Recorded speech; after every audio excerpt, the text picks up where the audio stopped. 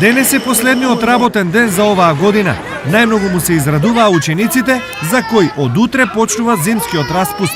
Причина тие денес да бидат исклучително релаксирани. Чекаме да дојде зимскиот распуст, се подготвуваме. Многу сум среќна што ќе одам на распуст. Супер, добро е, мислам добро е да се дојде на школа последен ден.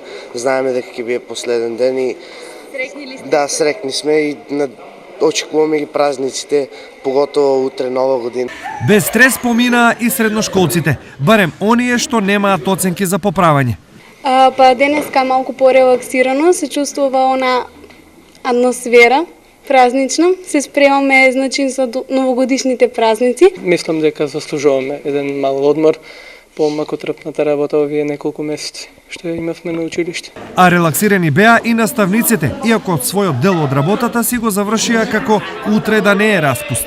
Наставата се одвива во најдобар ред, секако оценките се утврдени. Малку може би е порелаксирачка атмосферата и за учениците и за колегите.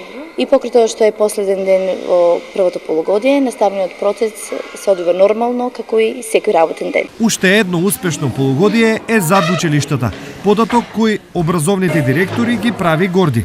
Имаше многу големи зафати во нашето училиште, значи се менуваа прозорците на централната училишна зграда, подовите, вратите, еден голем зафат што нели се случува еднаш во многу години. На ниво на регион, за околу 20.000 ученици и 15.000 студенти, крајот на годината значи почеток на зимскиот распуст, кој како ќе го помине е веќе право на личен избор, афинитет, но и можности.